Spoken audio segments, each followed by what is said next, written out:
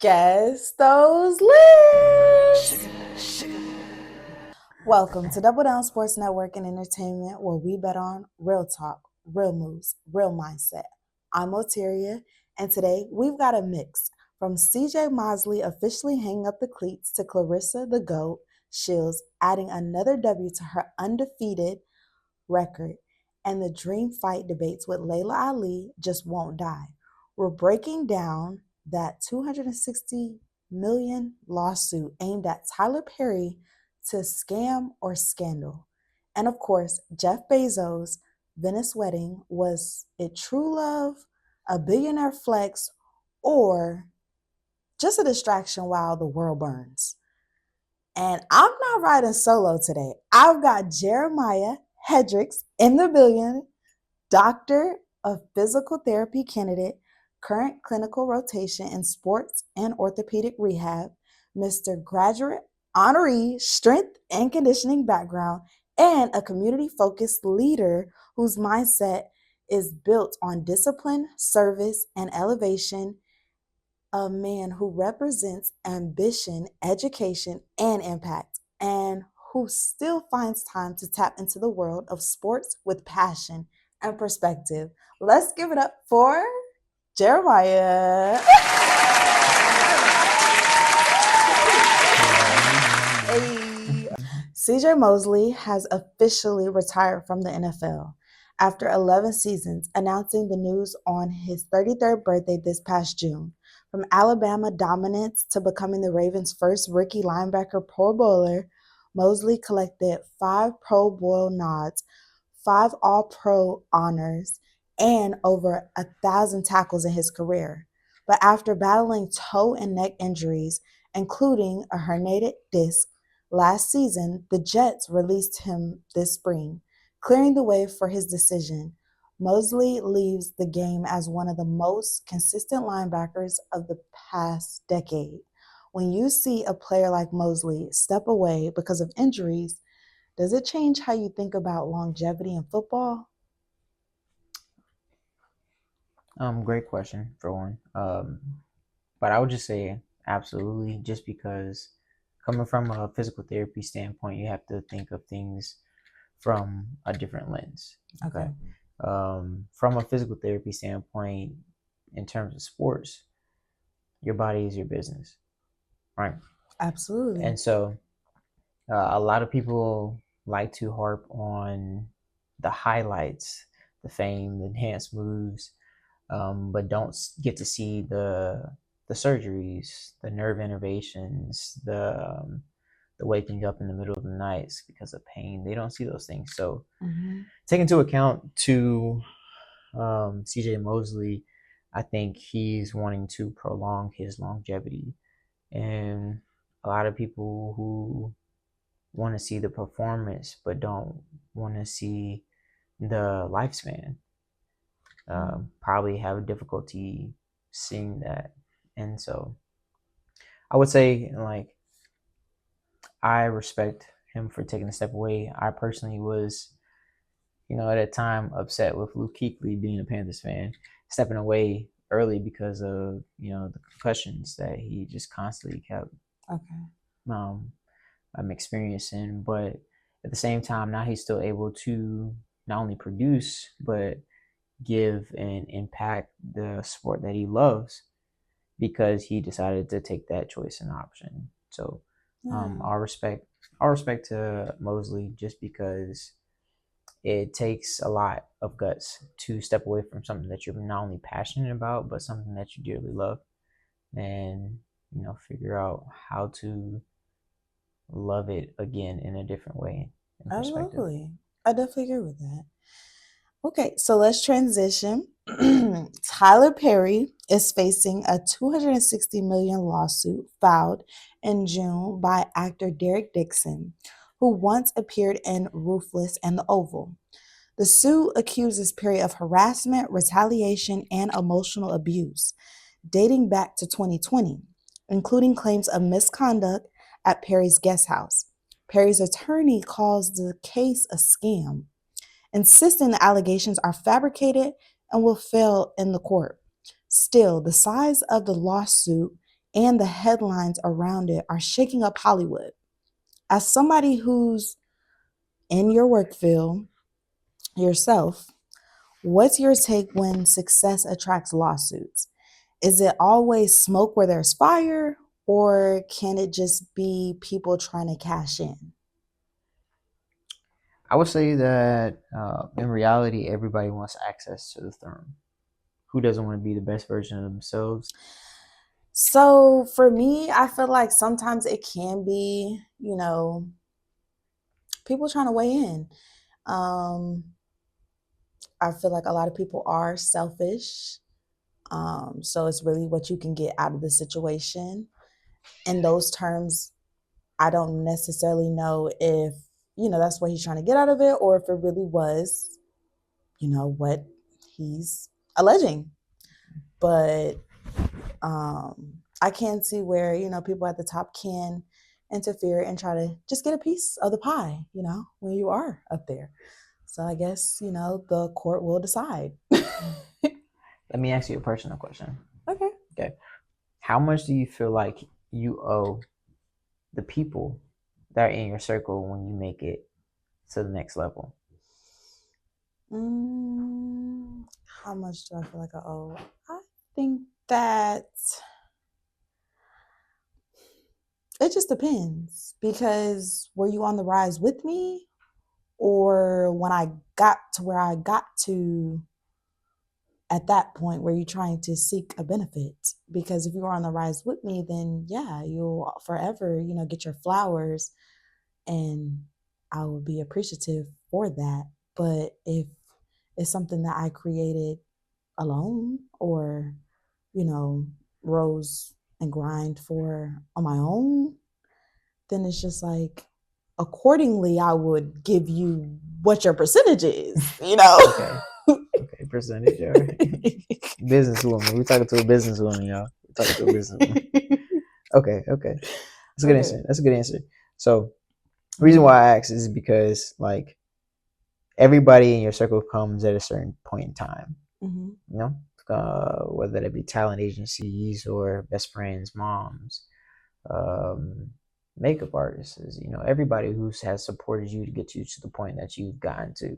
Right. And so I always like to ask the question on how much and how do you determine, like, how much you give back, because at some point in time, I'm pretty sure the people in your circle want to be acknowledged that, I've been here for you, regardless on if it was day 1 or if it was day 50 or if it was day 10 or, just recently, but somehow helped you in a standpoint. So my last question, I guess, is, does time frame of when people enter your circle make a difference in you giving back to them? That's a good question. That's a good question. I feel like not necessarily. Yeah, not necessarily. Like, I feel like, okay, time shouldn't matter. The time shouldn't matter, which kind of contradicts myself, because I did say if you didn't start with me, then you should get nothing for real. But it is one of those things where it's like, I'm a genuine person. So at the end of the day, I am going to feel like I give you what you deserve. And if you're a person as well, if you feel like that's not enough, that's something that we could talk about. But I'm not malicious or going to, do something that I wouldn't feel like wouldn't benefit you as well, because you did help me along the way. I like that. So, yeah. I like that answer. I do. I think the biggest point that you made in that point, or that response, is you said you would talk to them. Yeah, I feel like if I feel like there was like just misunderstanding in general, I would like to think that people in my circle will be able to want to sit down and have a talk with me about this misunderstanding, to clear things out. And you brought up the right phrasing for it, just understanding and having conversation about it, regardless of when you came into my circle. Absolutely. So I definitely agree with that. So yeah, Claressa the GOAT Shields, defended her undisputed heavyweight world championship on July 26, defeating Lanny Daniels at Little Caesars Arena in Detroit to remain undefeated at 18-0. Even with the win, fans can't stop speculating about a dream matchup between Shields and Laila Ali. Ali once claimed Shields isn't physically strong enough to handle her. And talk of the 15 million payday had fans buzzing. While that fight never happened, the who would win debate keeps women's boxing in the spotlight. But the chatter still lives. Could she hang with Laila Ali in her prime? 15 million on the table.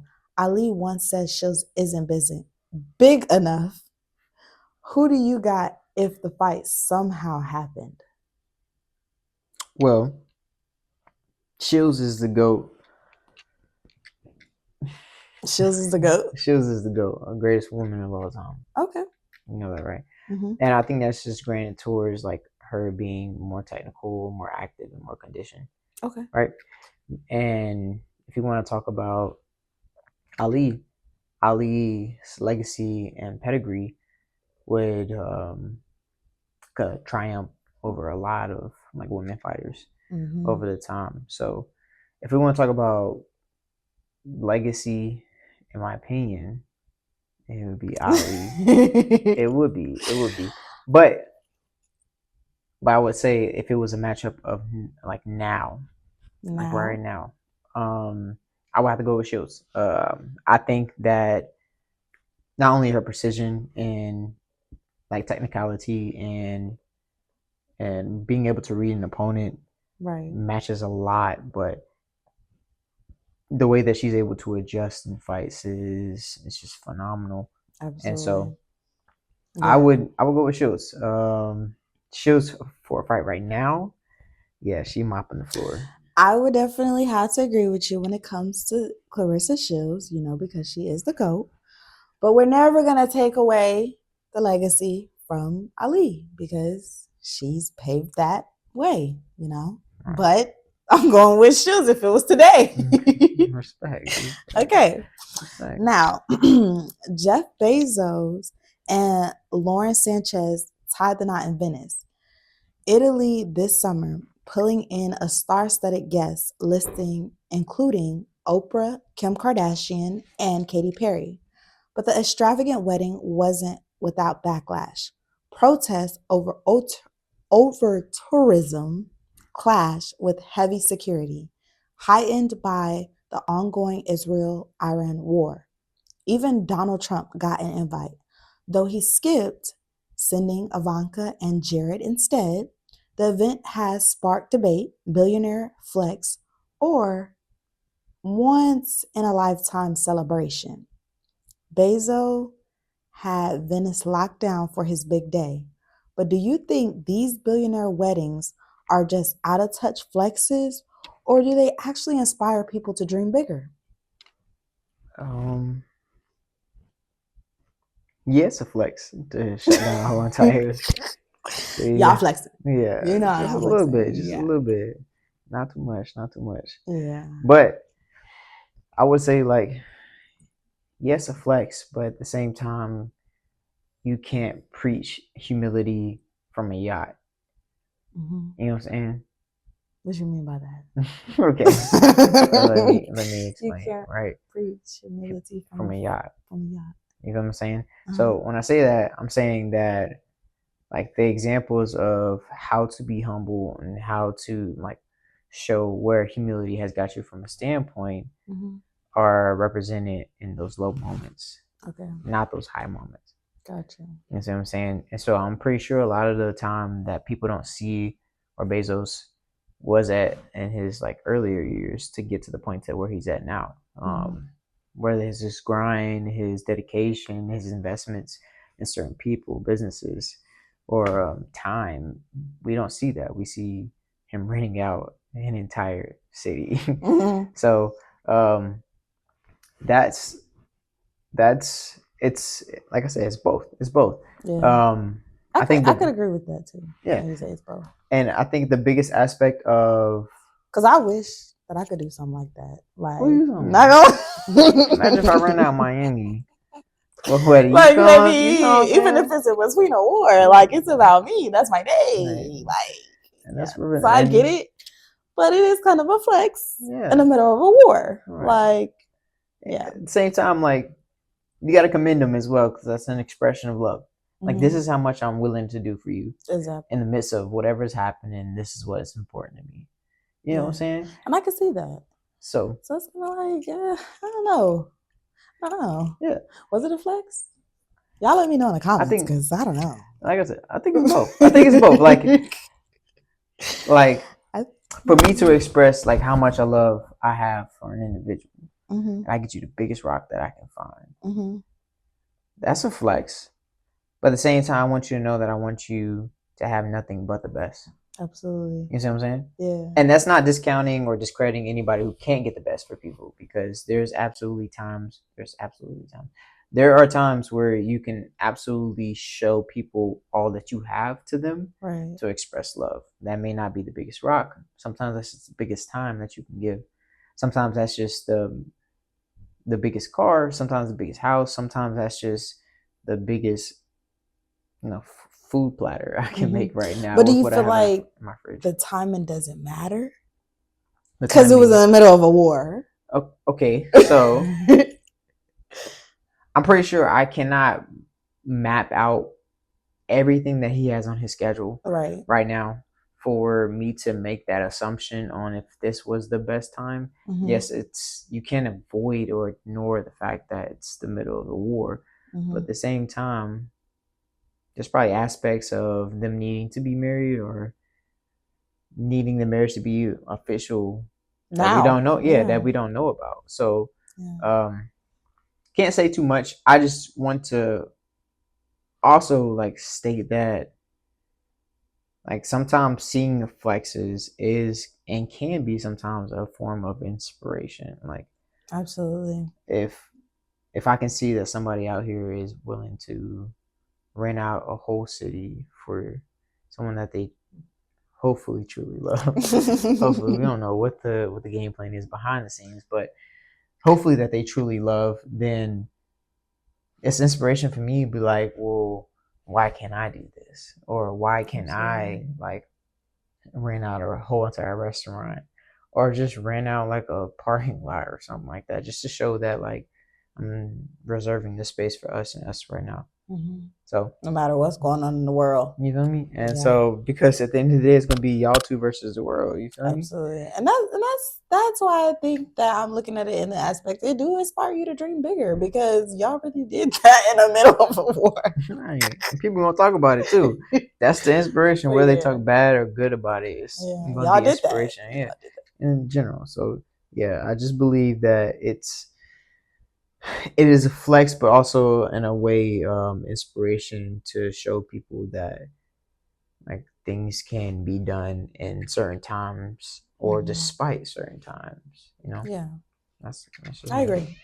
Alrighty, so Cardi B, rumor has it she's pregnant, but allegedly with someone else.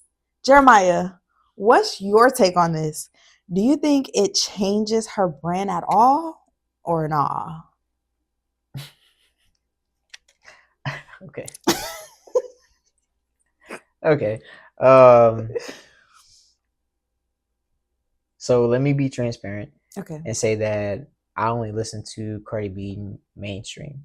Okay. So I don't know Cardi B's story from the get-go all the way to fame. Right. I can't speak too much on Cardi B. But what I can say is that she has done her best to not only respect being a woman, but also respect the power that being a woman performer can bring to the rap game. Absolutely. That's me. And with her having that drive behind her, she's always been relevant. She's always been a talking topic. And so in my opinion, I think she's going to have a battle within herself. Okay. And I think that battle is going to be like that fight of always not, okay, so let me not say this, not always being relevant, but always having those ideas that make her relevant. Does that kind of make sense? Yeah. Right. So she's not always trying to be like, okay, what can I do to make sure that I'm at the front of the scene? Right. But she's always been that person who's had great ideas that put her at the top of the scene. Absolutely. Yeah. So I think she's going to have a battle between having those flowing ideas to having now a mindset of now I have a human being that I have to take care of and also be a representative for, and also show them the path of where I want them to go. Right. Those two things are going to clash for sure.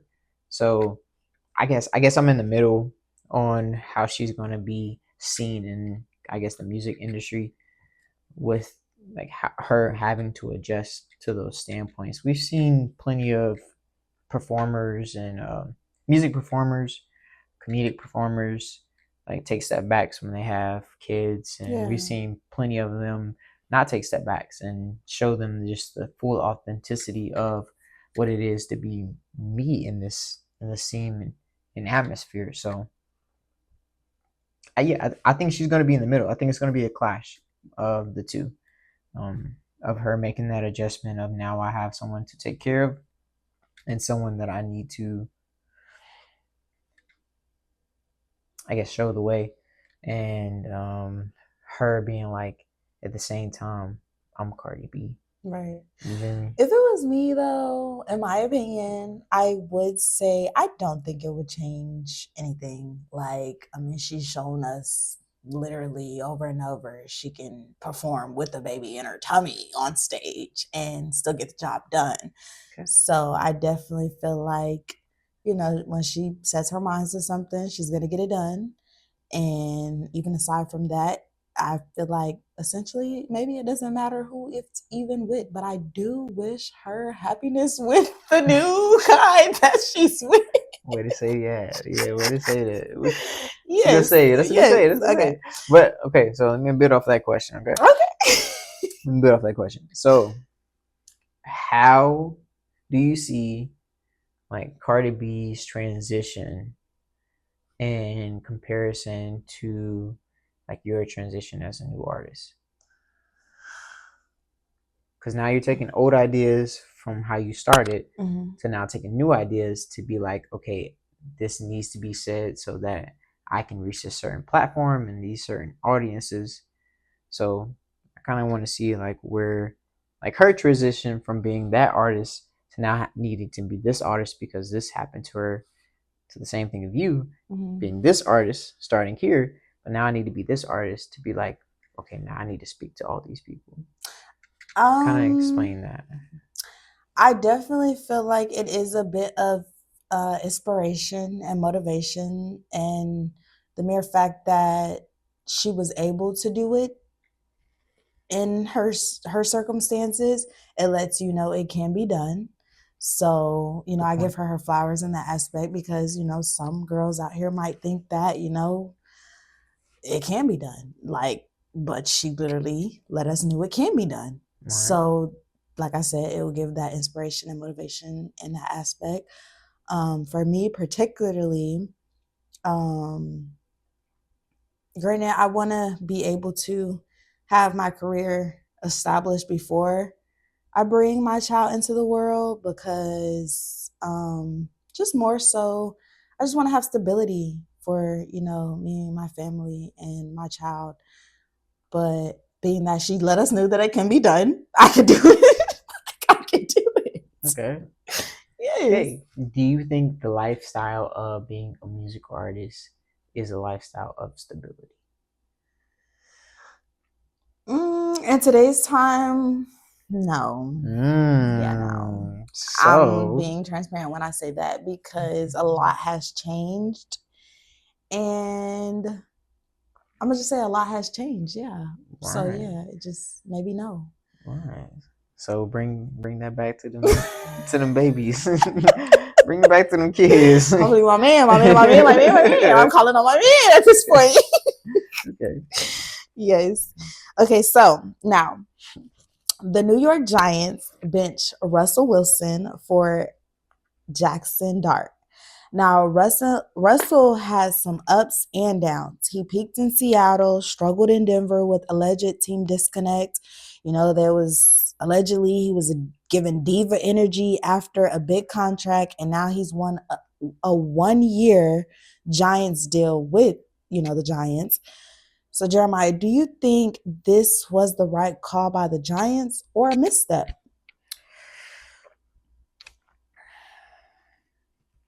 I'm always going to give respect to Russell, just because he has shown parts of the game that we have never seen. He has shown pieces of consistency with teams that have showed promise. Yeah. So I do believe that Russell does have something in the tank, for sure. For sure. One thing that I think I'm seeing or starting to see with the NFL is that the NFL is an entity that praises momentum. Okay. And when it comes to momentum, it comes to who's getting the ball rolling. Right. So at that point in time, it doesn't matter about resume. It matters about who is getting something to the next step into the next level. Right. And that's why I kind of disagree with I'm saying kind of a lot, I mean, that's fine. But I mean, the NFL in itself is just, a lot of people can say a lot of things. Yeah. He's definitely played for a couple different teams, with the Giants, the Steelers. But like you said, I feel like the NFL definitely does veer towards what's going to make the money at the end of the day. And if he's slacking in any aspect, they might just trump somebody else over him. Will I say that was the right call? I don't know, because he is talented himself. We can't take that away from him. But who's more relevant, I guess? I mean, I agree. NFL is always, and just like team managers in general and CEOs of teams, like they are trying to find the next best face of the program or the team or the establishment. Right. But my only problem with like momentum chasing is that you have somebody who does have the resume, who does have the experience, who does have the accolades to show greatness, and you expect him to perform like that when you throw him in. Right. Not for him to continue on through the process that he's been going through, which is him being the starter, him being like the person to be able to learn situations through seasons. Mm-hmm. Like they're holding expectations on veterans that are unfair, in my opinion, because you cannot yet. Okay, so yes, veterans do have an up in the game on like being able to see certain coverages or being able to run certain plays or be able to spot certain differences. But at the same time, when it comes to like proficiency and like continuous progression throughout like careers and seasons, you have to let that person start from start to finish. Right.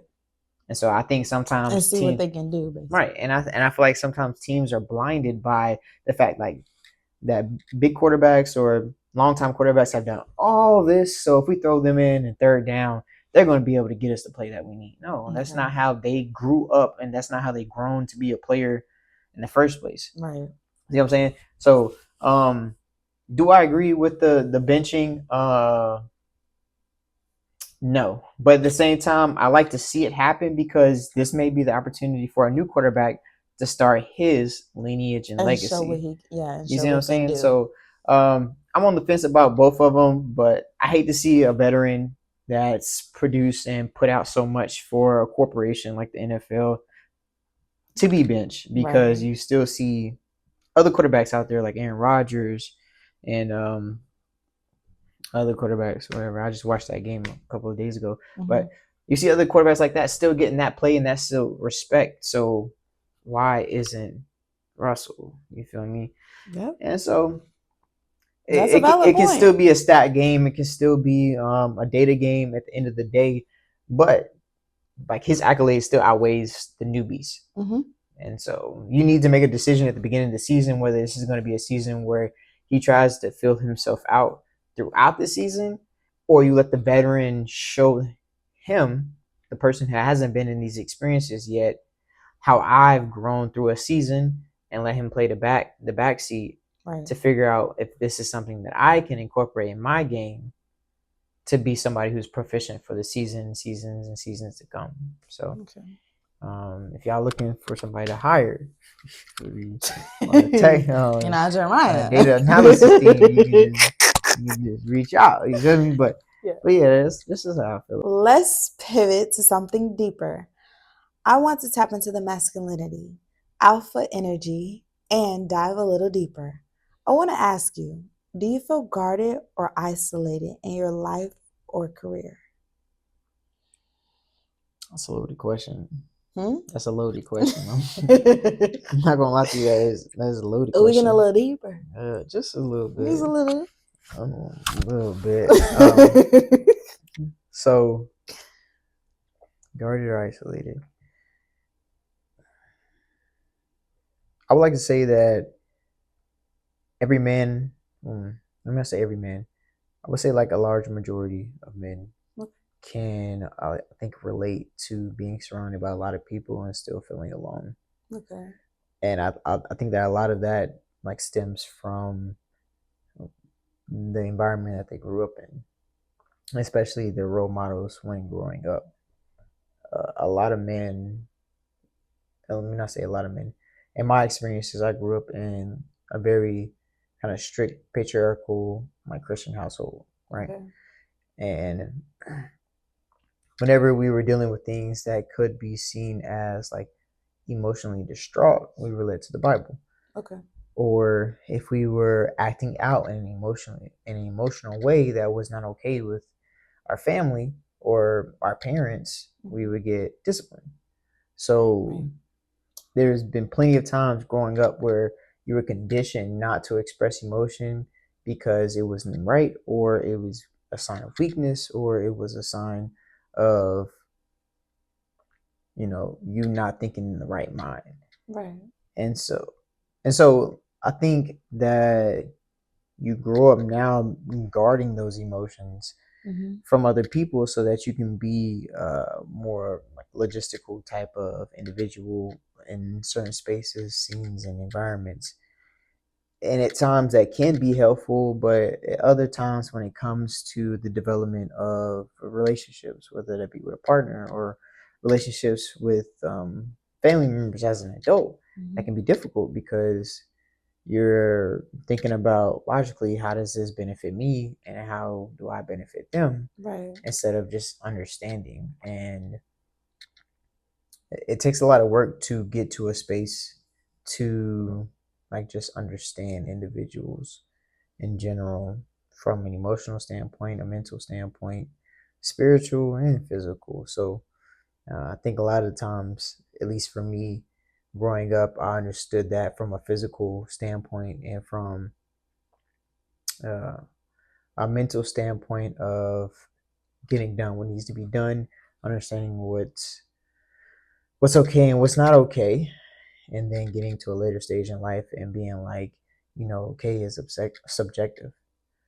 Being okay is subjective. And so that has allowed me to see that, yes, men have been in a space of needing to guard themselves and isolate themselves because of how they've been brought up, just habitually. Yeah, that's natural. Yeah. What are that's your thoughts? Understandable. I feel like a lot of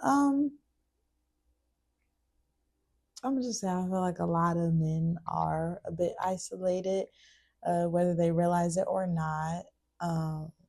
I don't know when it comes to their career, obviously, but when it comes to just with their partners, like I do feel like they might be just a little bit, and that's just being how they were raised. A lot of men are. I feel like a lot of men are feeling like they can't feel or have those emotions, and I hate that. For you all, because I do really want you guys to be human as well. It's just a human thing. So it's like I feel like it's mutual when it comes to women and men, not just men can't be in tune to their emotions. They just have to turn them off and keep going. No, like I feel like you guys can have emotions too, but society just normalizes you guys not having emotions almost. Like it's just weird. Okay. Let me ask you a follow-up question. Okay. Do you feel like men showing a sense of emotion is a sign of weakness? Yeah. Yeah. Go ahead, clock it. Go ahead, clock it. I need to. I'm not even lying. I guess it just depends. It just depends how you go about it. Because you crying, yeah, that's a bit much. But I mean, if we on that level, I can see you crying. Maybe. But if you're just, openly expressing yourself, no, I don't find that as a weakness because, like I said, it's just humanization. Like, it's just you being a human.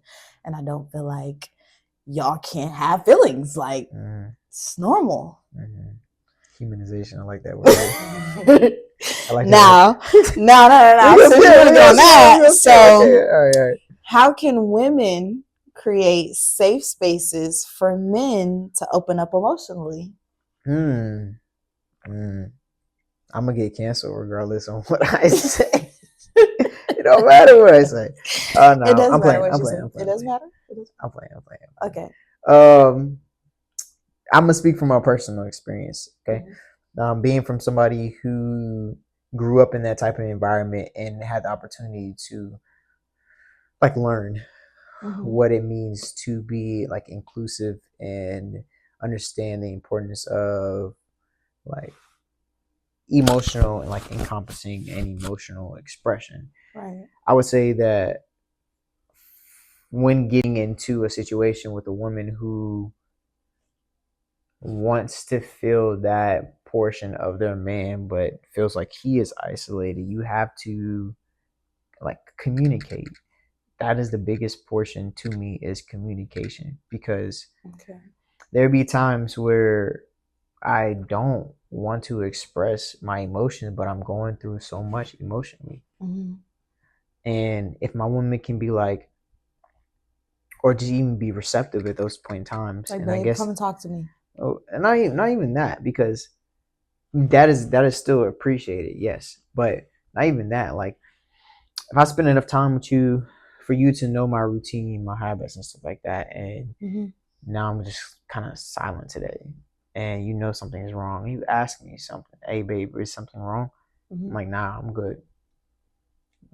And you then reaffirm me and be like, something feels off, but I'm gonna give you a space. Please let me know when you want to talk. I'm here for you.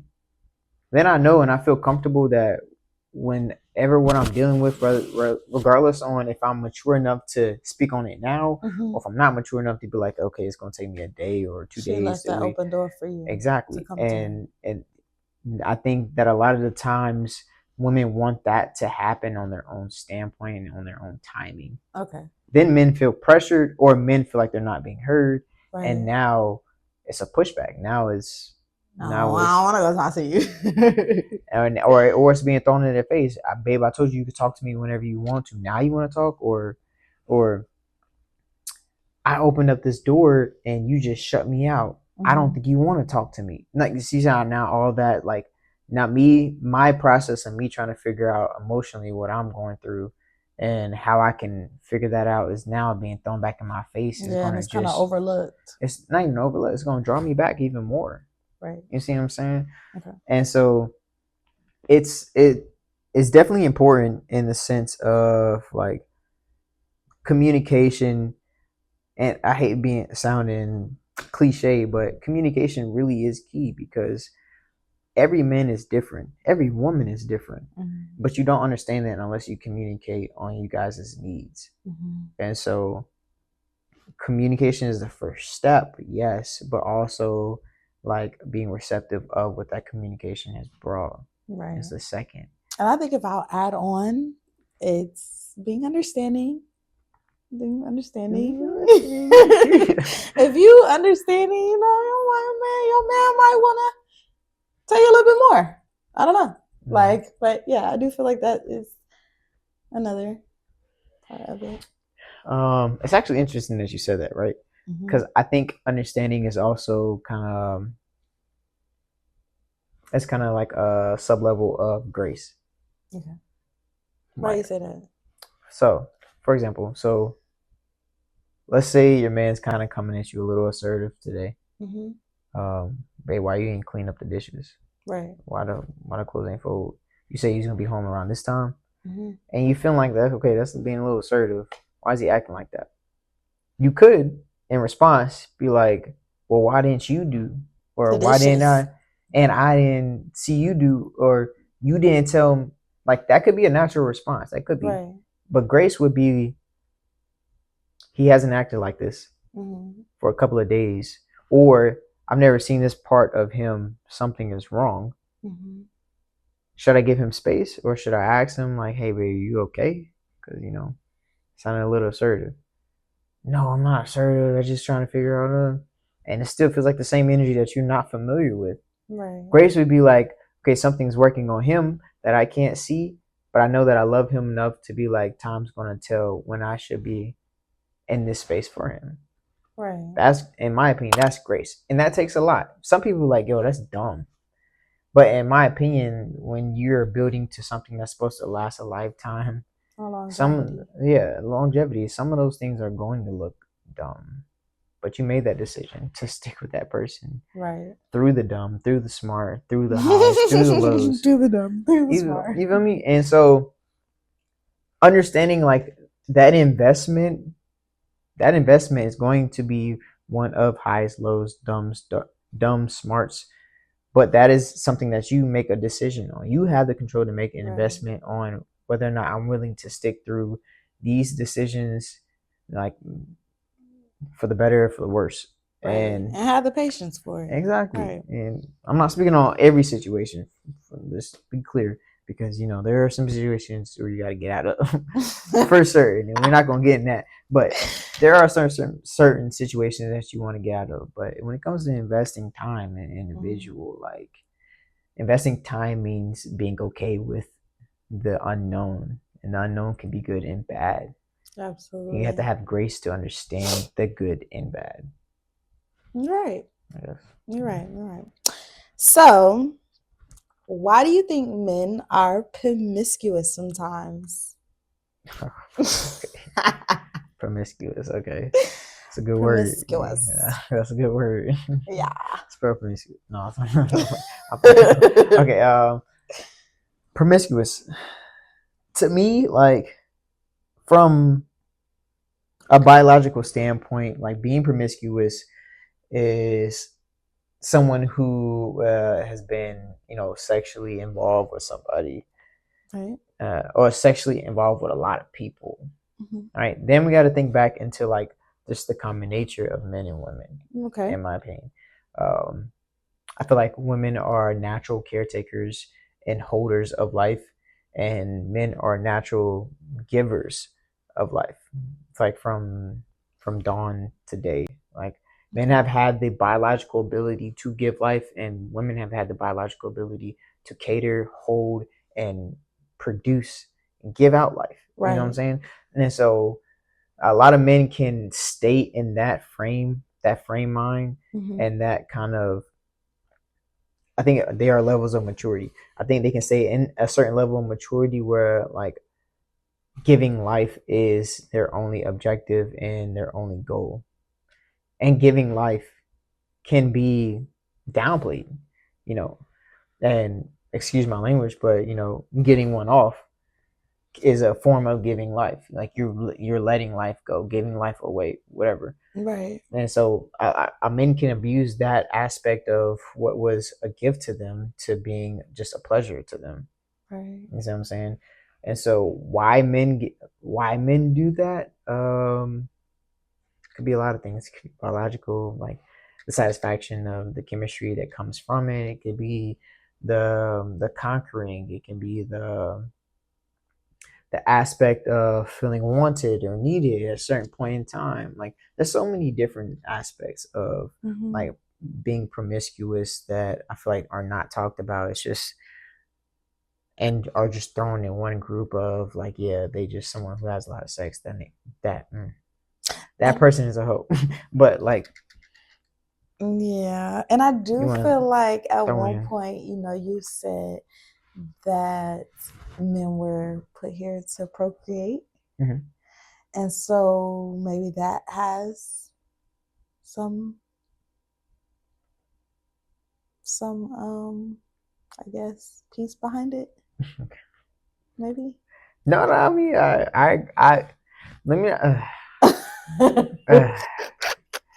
Okay. I mean, maybe because they feel like they're here to procreate, and maybe that they just be all over the place.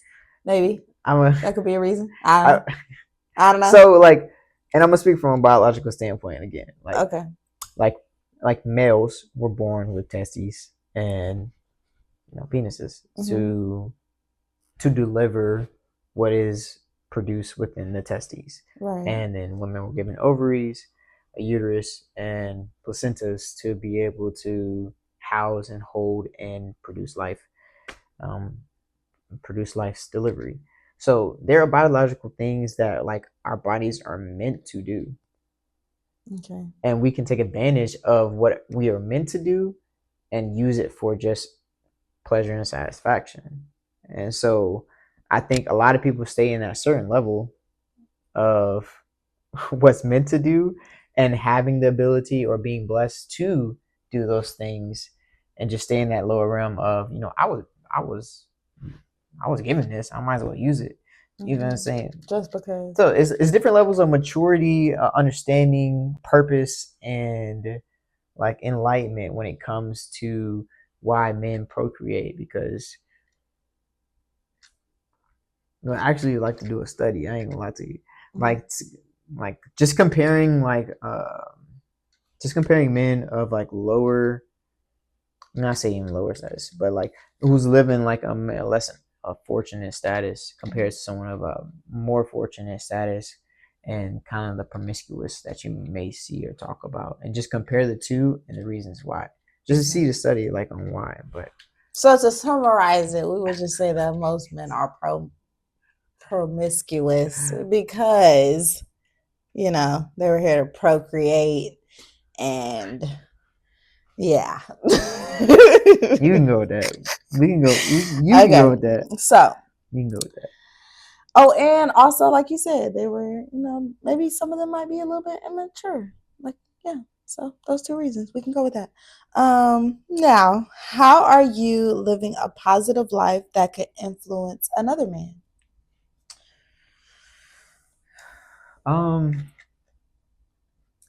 I feel like my purpose on this earth was to help people.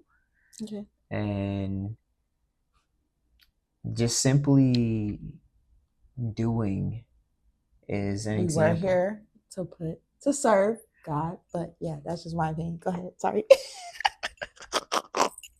I'm sorry. Okay. Just had to throw that out there. No, good point. Okay. But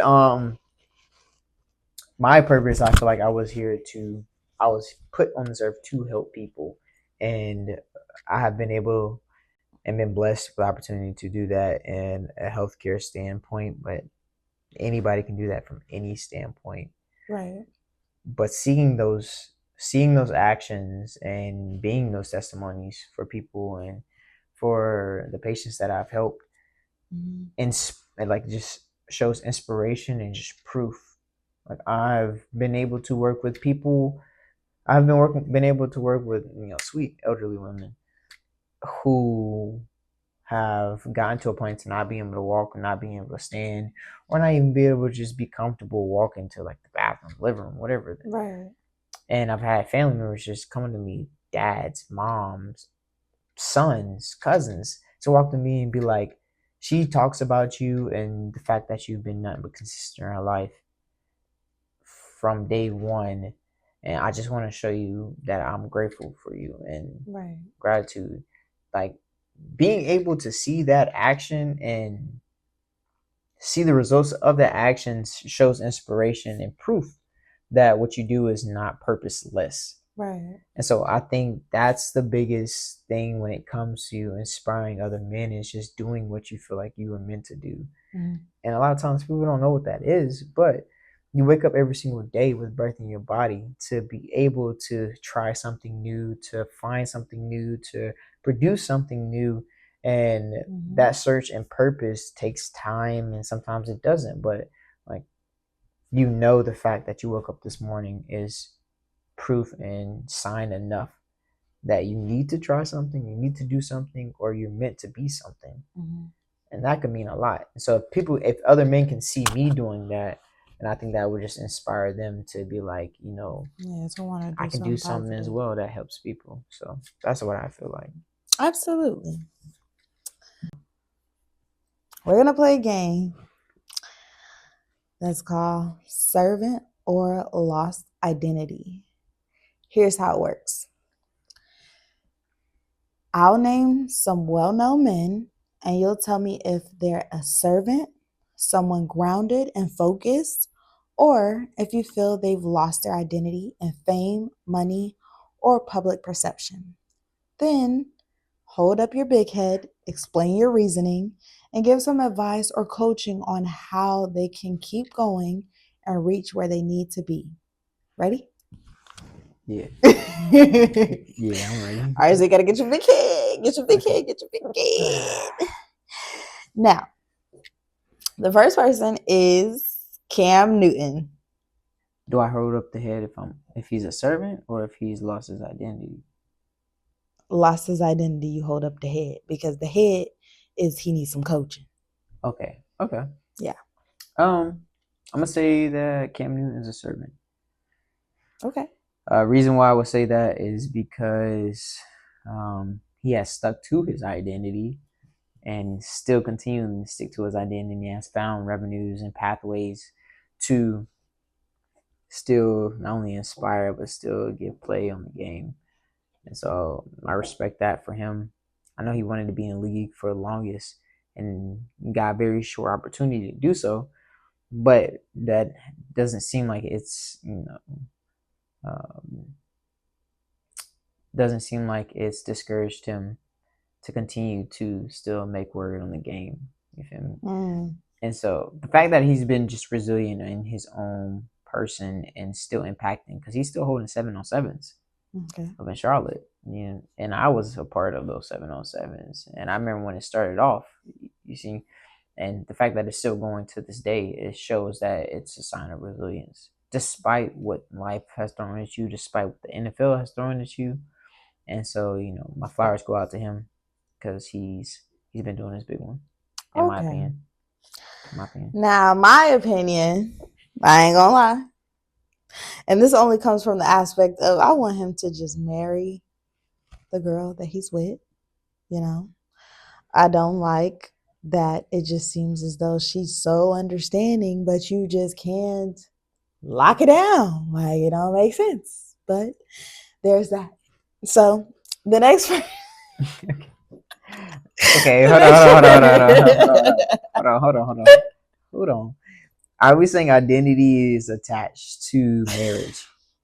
I mean, not necessarily. So does he? But I just feel like in that one aspect, he needs some coaching. Okay. Yeah, he needs some coaching in that aspect. Okay. Now, from the points that you pointed out, and then with him, doing his podcast and this is that and third, yes, I give him his flowers. Amen to that. But in the one aspect, it's not making sense. It's not making sense. If she's the one, she's the one, right? Right? Okay, we're just gonna move on. We're gonna move on. Ew, Next. I could die. Next. I could die into that point. Next. I ain't gonna lie to you. Okay. We'll move on. Chris Brown. Move on. Okay. Now, is Chris Brown a servant or he lost his identity? He lost his identity. He lost his identity? For sure. Why you say Chris Brown lost it? Okay, you gotta hold up the head. Hold on. Oh, my bad. Yeah, he needs some coaching, coach. Why he lost his identity? Because when I say he lost his identity, I'm not saying that he's not a talented individual. I'm not saying he's a musical genius. Mm-hmm. I'm not saying that he knows how to put on a show and perform well. I'm not saying that. I'm saying that his loss in identity is the fact that he has that much talent and he's still going through this much controversy. Okay. You see what I'm saying? Okay. Like, from allegations to women to drugs to affiliations to Associations, there's despite the fact that he's beat them, a lot of them, he's still putting himself in those situations. Right. And so there's a point in time where, and a certain age where, in my opinion, that you're not even associating yourself to be put into those categories. Okay. Especially with what you're blessed with. And he's blessed with so much and so much talent. Why is he still being tied to these certain things? Yeah. And so that's when that's why I would say lost identity, just because if he is, I'm not saying if he is a great performer. Why has he not taken that step to be like, I refuse to associate my legacy with like not even demeaning things, but things that's less than probably his legacy itself, and being associated with that. Right. You can make that choice. You can make that choice, in my opinion, to not be associated with things that could tarnish your legacy. And in my opinion, you lost your identity. Great performer, great singer. I'm a fan. I don't know. I'm a fan. We just don't move on. So we're gonna move on to Elon Musk. Oof. I'm gonna get some hate. Ooh, I'm trying to hear this. I'm trying to hear this. What's that say? Is it hot in here? You turn the AC on? I ain't turn the AC on. It's just me. Okay. I'm gonna say servant. I'm not gonna lie to you. I'm gonna say servant. Servant. I'm gonna say servant, and I'm not gonna speak from a political standpoint. I'm gonna say servant because his premonitions in like technological vision has been so fast and like so quick and so consistent that we can't ignore like the investments and the innovations that he has made in technology alone by itself. Right. Can't say that. Like I said, I'm not going into politics. That's why I say it's weird. It's definitely weird. His characteristics, his demeanors, and definitely like his standpoints on like certain policies. Right. And I'm not going to speak on that in general. But I will say that from a technological standpoint, that he has made like milestones, and he has stuck to his own ways to getting about those milestones. You have to say that's identity. Yeah. He's not taking it from nobody else. He's not doing it for fame and popularity. He's doing it for himself, regardless on if it's good or bad, which is not my choice. But despite if it's good or bad or not, he has still made those milestones. Okay. Now, Jeff Bezos. Oh, okay. No input on Elon Musk. I ain't got no input. Okay, Elon Musk. If I had to say input, I'll just say that he's a great businessman. I must say, if I do say so myself, he's a great businessman. So I agree. He's a servant. Are you agreeing? I'm agreeing. Okay. Now let's move on. Okay. Bezos. Okay. So Bezos. Jojo. Okay, Jojo. Jojo, I think he is servant because he established the milestones of commerce. The understanding of business and how it should be ran can be taken into account and learned from his actions. Whether or not I should follow his personality is a different story. So I don't want to be associated with like, how he carries himself as an individual, but like the steps that he's taken as a businessman within commerce has shown ways to like just be productive financially. And so I respect that, and I respect that as a servant, because how many, also from the last section, how many people renting out cities? Nobody. But that came from like his discipline and his understanding of how to get to a point of business and understanding and financial stability to do something as such. Right. Legal or illegal, I don't know. I agree. But he's definitely gotten servant there. So yeah, and he stuck to his way of doing it. So you got to say that's a servant, not following nobody, in my opinion. in my opinion. I agree. I Don't hate agree. me, don't hate me. And Donald Trump.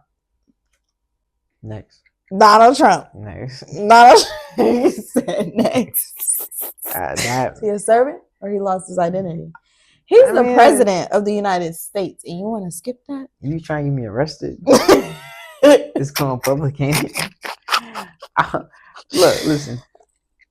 It's opinionated. It's opinionated. Mm-hmm. It for sure is. Okay. Servant or lost identity. But listen, you posted this tomorrow and be locked up the next day. I ain't gonna have no house. Say real quick.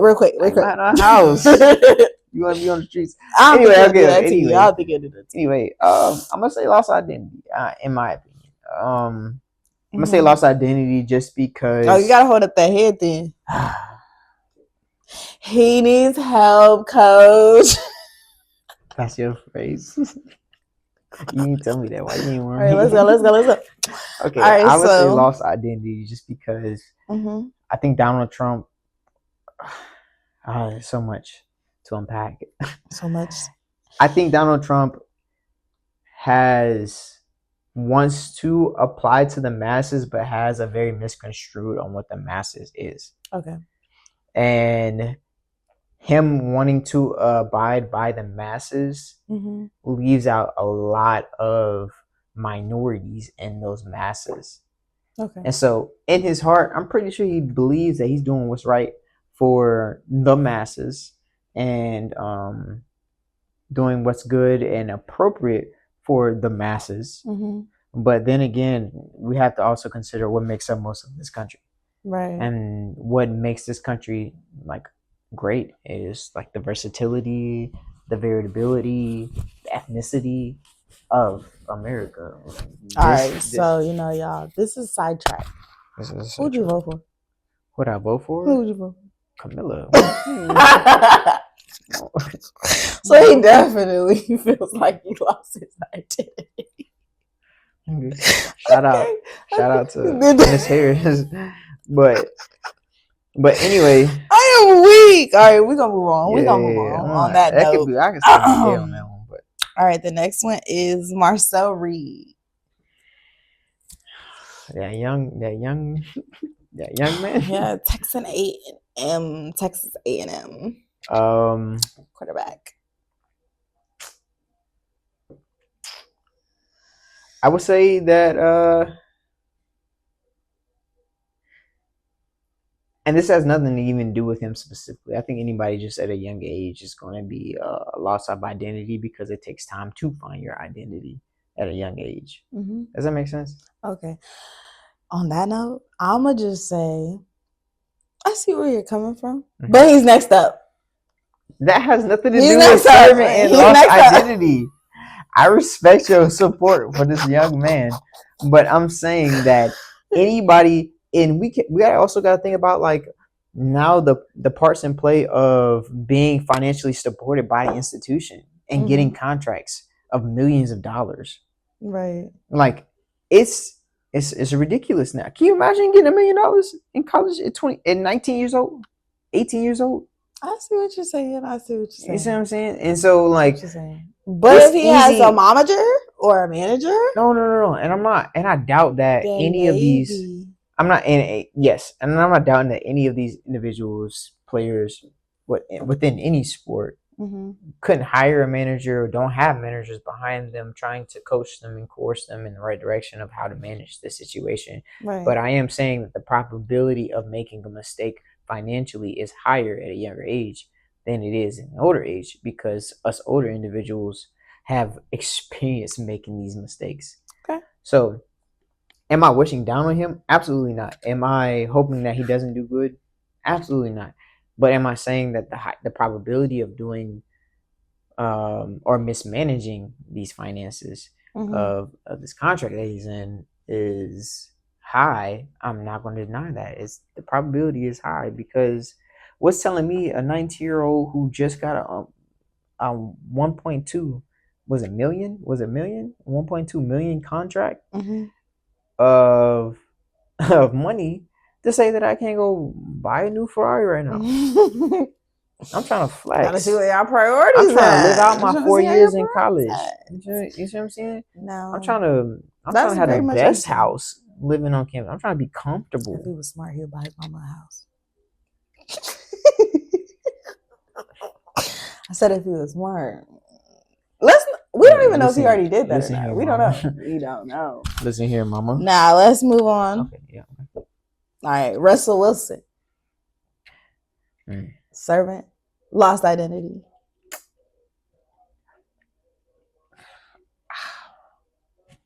I'm gonna say lost identity.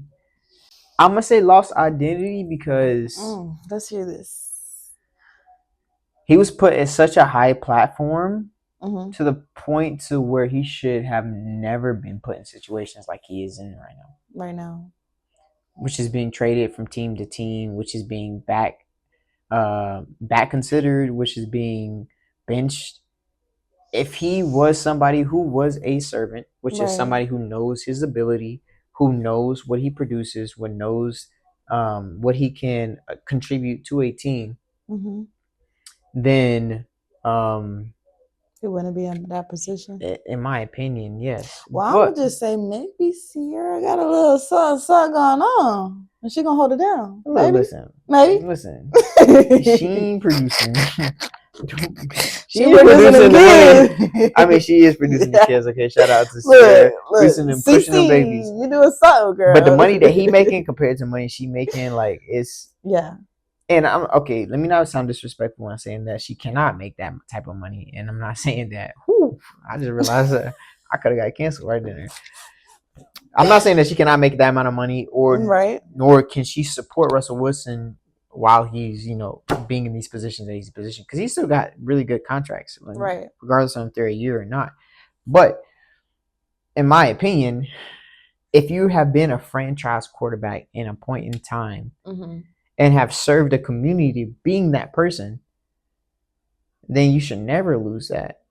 And in my opinion, the only way that you have lost that is because you have stepped away from something that you have been doing. I don't know what that is at all. I don't know what that is because I don't see behind the scenes or anything like that. There's no way that you're leading teams to Super Bowls and playoffs, and then now you're being benched. Don't. Yeah, I mean, Aaron Rodgers still going. A valid point. Matt Ryan was still going. Flacco was still going. Tom Brady was still going. Like you can't hold up a team and be the face of a team and then just die down. There's two things. In my opinion. Two things, as in, like, you lived your legacy out and you should retire. Or no, I think it's that. If you live distracted, maybe not even distracted. Oh, I mean, yeah, you could be distracted. Yeah, that could be an option. You could be distracted by something, whether it be family or your wife, kids, finances, bills, anxiety, stress, depression. It could be so many things that you could be distracted by. But I think the biggest thing is understanding, like, when your legacy was when it was, and then knowing when it's not. Right. And he that can't go into long when we was talking about, CJ, like, he retired at 33. Like, he knew it was up. Exactly. And he's still giving back to the game. You feel me? He's still, like, producing and giving out to other communities, despite that he's not playing, but he's still doing and impacting the game. Right. And I think that's what he loves in general. And so I think that, like you said, that's the biggest thing, is understanding legacy and when it is up and when it is not. And holding on to that can be more devastating than just letting it go. Right. Some people, they ain't ready to let it go. They ain't ready. So we're going to move on to our last one. JoJo Natson. Servant or lost identity? Who, JoJo? Okay. So JoJo, he played for the Jets. And he's a wide receiver. If I had to call it, he might just be a servant. He a young receiver? Yeah, he's young. Yeah, he's like young. He new in the league? Yes, in my opinion. JoJo Natson. Yeah. I feel bad that I don't know who this is. It's probably just because I should have done more It's research. it's okay. But It's absolutely okay. In my opinion, we just gonna go off my opinion since he is a servant. All right, y'all. So that is a wrap for episode 6. It's quick, sharp, and straight to it. Big shout out to Jeremiah for sliding through. So tell the people where they can find you, what you got dropping, and how they can tap in. I ain't dropping nothing. But all I ask for is prayers and support. Student physical therapist trying to get my DPT up here in Virginia. So and then y'all support. You can follow me at j.man_say.man. You can see my story, see my timeline, see how I'm producing and progressing as a future physical therapist. Hope to see y'all and the support that y'all give. Just please, I promise you, and I'm asking you, continue to support Sugar Lips. She's doing great things and she is on her way to something big. You'd be surprised on the work and effort that she's put into these small things that you guys see every single day, but just be on the lookout. Thank you so much. And on that note, I do want to gift you sweethearts. Yes, come with bearing gifts. He gonna open that later. For y'all tuning in, hit like, comment, and subscribe, and let me know in the poll, are you putting your money on Shields or Ali? And don't forget, Double Down is also a safe space. For you who got a story, it's about mental health or what you've survived. This is a judgment-free zone. So keep doubling down on you, and see you next time.